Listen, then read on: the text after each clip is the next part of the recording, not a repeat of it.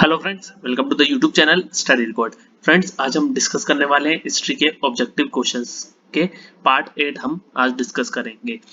History में medieval history में हम जो टॉपिक रहेगा वो दिल्ली सल्तनत ही रहेगा। हम पार्ट 1 से लेकर पार्ट 7 तक मेडिवल हिस्ट्री के इंपॉर्टेंट टॉपिक्स डिस्कस कर चुके हैं। अगर आप पार्ट 8 देख रहे हैं तो मेरी आप सबसे रिक्वेस्ट है कि आप पहले के पार्ट्स जरूर देख लें, तो आपको नॉलेज हो जाएगा कि हम कैसे क्वेश्चन डिस्कस कर रहे हैं। अगर आपने ये वीडियो देख रहे हैं तो आपका कोई भी क्वेश्चन टॉपिक से नहीं छूटेगा। और अगर आपको एंशिएंट हिस्ट्री के भी वीडियो देखने हैं तो उसकी भी लिंक डिस्क्रिप्शन में दे दी गई है। 13 वीडियो अपलोड हो चुके हैं एंशिएंट हिस्ट्री के ऑब्जेक्टिव क्वेश्चंस, और मेडाइवल के जो भी पार्ट 1 टू पार्ट 7 तक है वो भी लिंक डिस्क्रिप्शन में दे दी गई है, तो आप वो पार्ट वहां जाके कवर कर लीजिए।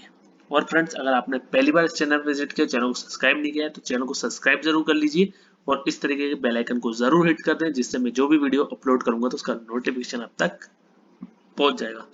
और पीडीएफ आपको टेलीग्राम ग्रुप पे मिल जाएगी, और टेलीग्राम ग्रुप की जो लिंक है वो भी डिस्क्रिप्शन बॉक्स में दे दी गई है। और आप मुझे इंस्टा पे भी फॉलो कर सकते हैं स्टडी रिकॉर्ड के नाम से। वहां पर मैं आपको एमपीजी के करंट अफेयर्स, साइंस और जनरल नॉलेज के इम्पोर्टेंट पॉइंट्स डिस्कस करता हूँ। जैसे कि मैंने आपको बताया कि हिस्ट्री, मेडाइवल हिस्ट्री या मध्यकालीन इतिहास के बारे में हम आज डिस्कस करने वाले हैं। ऑब्जेक्टिव क्वेश्चंस रहेंगे, टॉपिक उसमें हम कवर करेंगे दिल्ली सल्तनत, और पार्ट रहेगा हमारा 8th।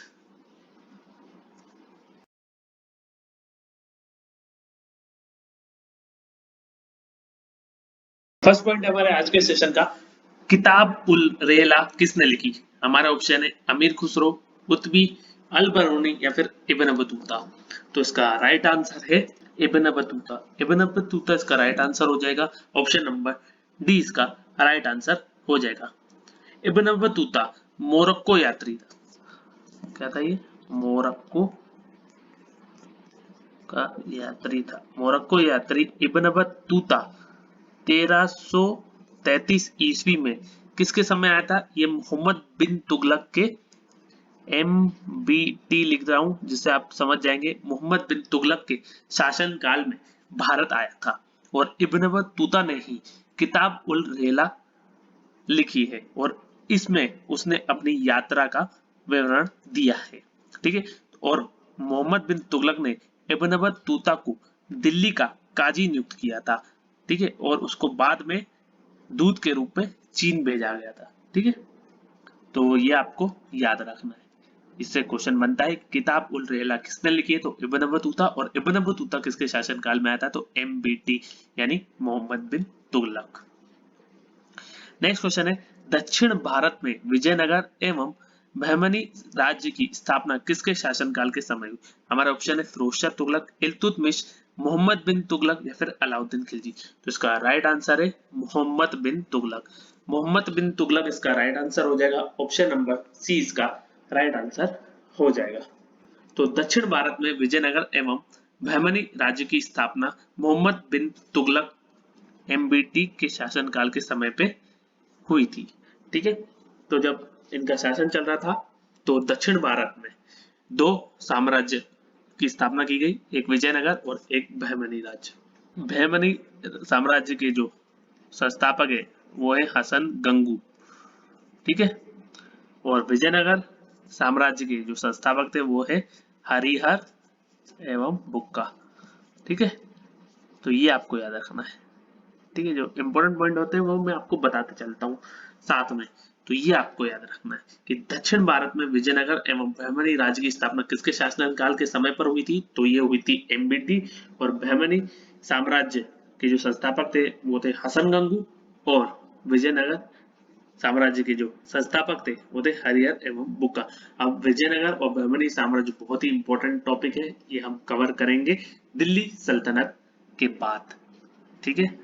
तो ये इंपॉर्टेंट टॉपिक है, ये इसके भी क्वेश्चंस हम डिस्कस करने वाले हैं। तो सारे क्वेश्चंस होंगे, आपको टेंशन लेने की जरूरत नहीं है।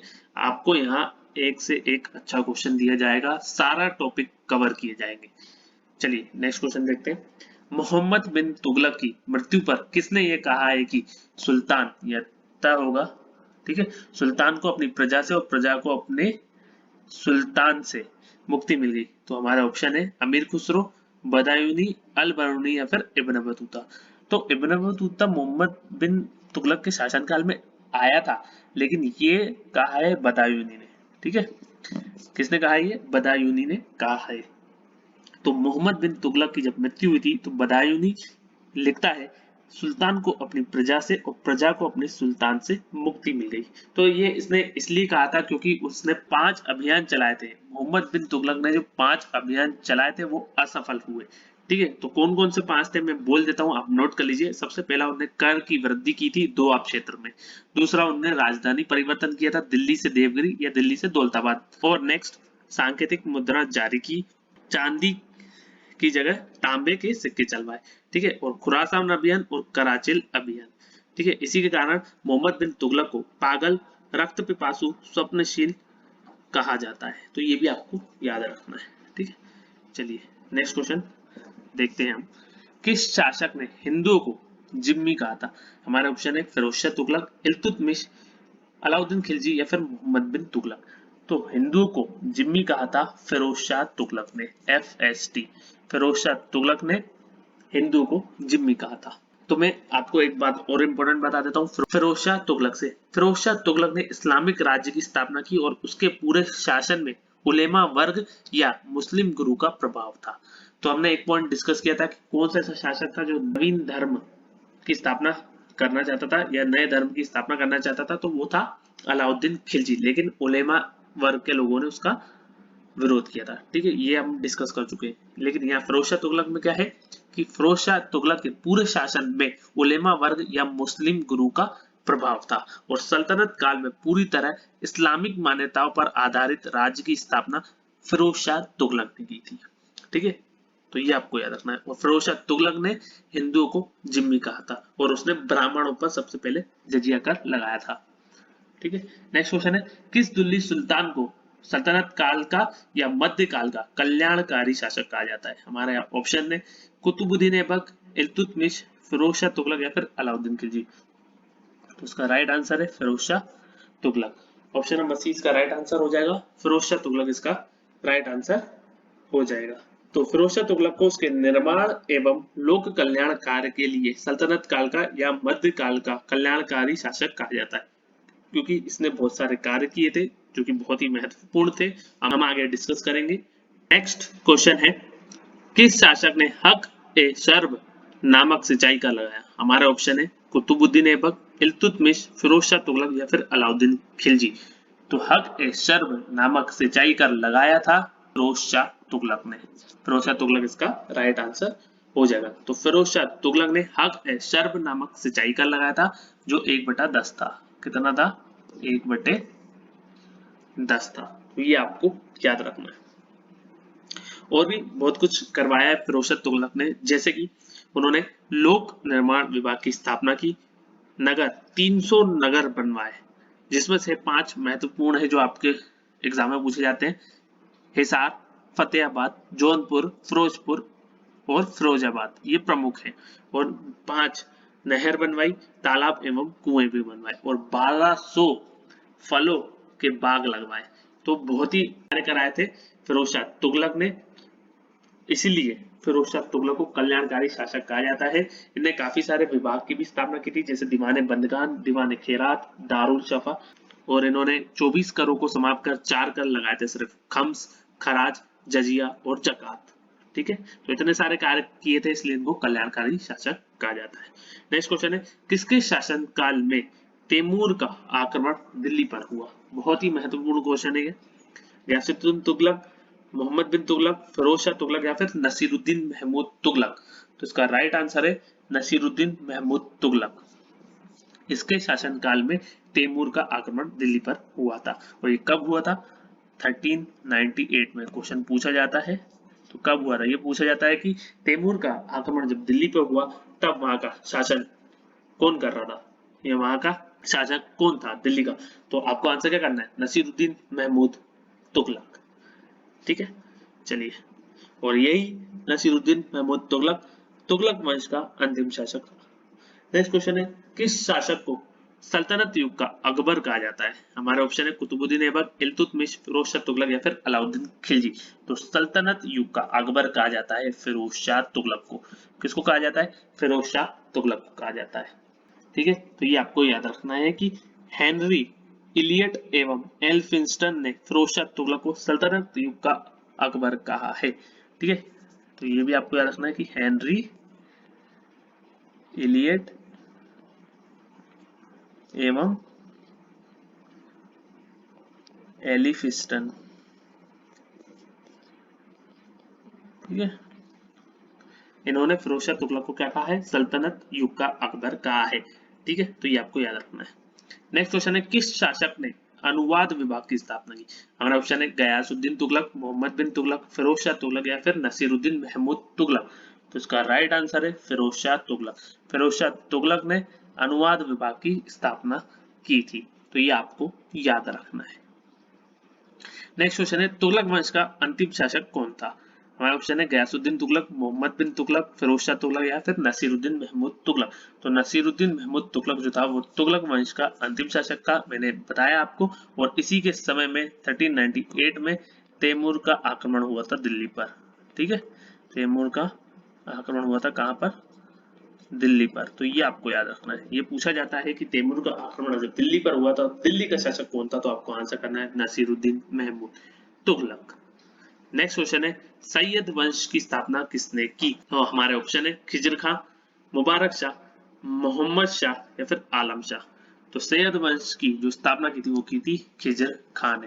खिजर खां ने सैयद वंश की स्थापना की थी।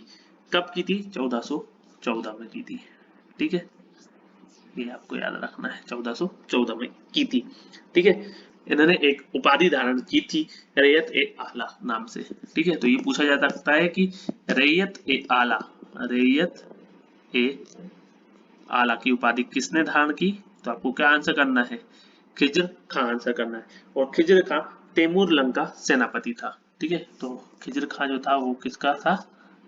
तैमूर लंग का सेनापति था। एसपीटी लिख रहा हूं, मतलब सेनापति। ठीक है, तो इससे आप समझ जाना। ठीक है, और जो सैयद वंश के शासक थे वो स्वयं को पैगंबर के वंशज मानते थे। ये भी क्वेश्चन आता है कि ऐसा कौन सा वंश है जिसके शासक स्वयं को पैगंबर के वंशज मानते थे? तो आपको आंसर करना है सैयद वंश। नेक्स्ट क्वेश्चन है, दीवान ए बंदगान की स्थापना किसने की?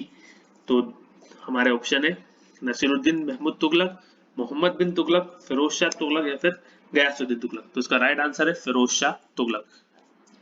तो फिरोज शाह तुगलक इसका राइट आंसर हो जाएगा। ऑप्शन नंबर सी इसका राइट आंसर हो जाएगा। तो फिरोज शाह तुगलक ने दीवान ए बंदगान विभाग की स्थापना की थी। ठीक है, दीवान ए बंदगान ये दासों के लिए एक विभाग था। दासों के लिए विभाग था। और फिरोज शाह तुगलक के समय 1,80,000 दास थे।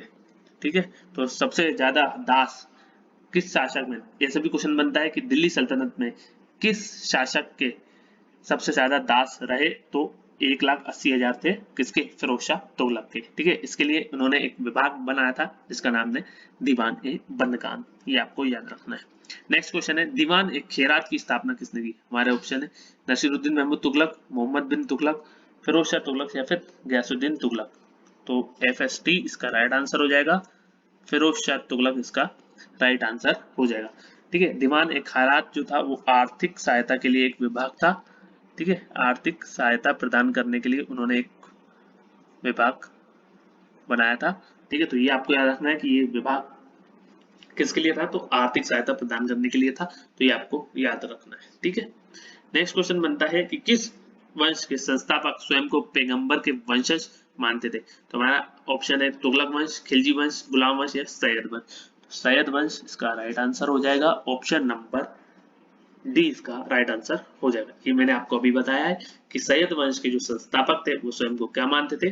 पैगंबर के वंशज मानते थे। और ये भी क्वेश्चन आता है कि दिल्ली सल्तनत के जो वंश हुए हैं उनको क्रम से सजाएं। तो क्रम से आप कैसे सजाएंगे वो आपको बता देता हूँ। तो सबसे पहले थे गुलाम वंश। ठीक है, गुलाम वंश, उसके बाद खिलजी वंश, ठीक है, खिलजी वंश, उसके बाद तुगलक वंश, ठीक है, तुगलक वंश, उसके बाद सैयद वंश, ठीक है, और लास्ट में लोधी वंश, ठीक है, लोधी वंश, ठीक है। तो ये आपको याद रखना है। तो सबसे पहले क्रम में अगर हम बात करें तो गुलाम वंश, उसके बाद खिलजी वंश, उसके बाद तुगलक वंश, उसके बाद सैयद वंश और लास्ट में लोधी वंश, ठीक है। नेक्स्ट क्वेश्चन है कि मुबारकाबाद शहर की स्थापना किसने की? हमारा ऑप्शन है मोहम्मद बिन तुगलक, अलाउद्दीन खिलजी, मुबारक शाह या नसीरुद्दीन खुसरो शाह। तो इसका राइट आंसर है मुबारक शाह। तो मुबारक शाह ने ही मुबारकाबाद शहर की स्थापना की थी, ठीक है। तो ये आपको याद रखना है, महत्वपूर्ण है। और एक क्वेश्चन और बनता है कि तुगलकाबाद शहर की स्थापना किसने की? तो ये हम डिस्कस कर चुके हैं कि तुगलकाबाद शहर की स्थापना की थी गयासुद्दीन तुगलक ने, ठीक है। यहाँ मैं लिख देता हूँ, गयासुद्दीन तुगलक ने किसकी? तुगलक ने किसकी स्थापना की थी? तुगलकाबाद शहर की, तुगलकाबाद शहर की, ठीक है। तो तुगलकाबाद शहर पूछा जाए तो गयासुद्दीन तुगलक, मुबारकाबाद शहर पूछा जाए तो मुबारक शाह। ये आपको आंसर मार्क करना है, ठीक है। अगर फ्रेंड्स आपको सेक्शन अच्छा लगा हो तो कमेंट बॉक्स में कमेंट करके जरूर बताएं और नेक्स्ट वीडियो जल्दी ही अपलोड होगा। Thank you. I hope friends आप सभी को ये वीडियो पसंद आया होगा। अगर फ्रेंड्स आपको ये वीडियो पसंद आया तो लाइक जरूर करें, शेयर करें अपने फ्रेंड्स के साथ, और स्टडी से रिलेटेड कोई भी व्हाट्सएप ग्रुप हो तो उस ग्रुप में आप इस वीडियो को जरूर शेयर कर दीजिए। और फ्रेंड्स अगर आपने अभी तक चैनल को सब्सक्राइब नहीं किया है तो चैनल को आप सब्सक्राइब जरूर कर लीजिए और इस तरीके के बेल आइकन को जरूर हिट कर दें, जिससे मैं जो भी वीडियो अपलोड करूंगा तो उसका नोटिफिकेशन आप तक पहुंच जाएगा। और फ्रेंड्स आपको वीडियो कैसा लगा ये आप मुझे कमेंट बॉक्स में कमेंट करके बताएंगे। अगर वीडियो अच्छा लगा हो तो आप एक लाइक जरूर कर दीजिए, जिससे मुझे मोटिवेशन मिलता है। Thank you friends for watching, have a nice day, thank you.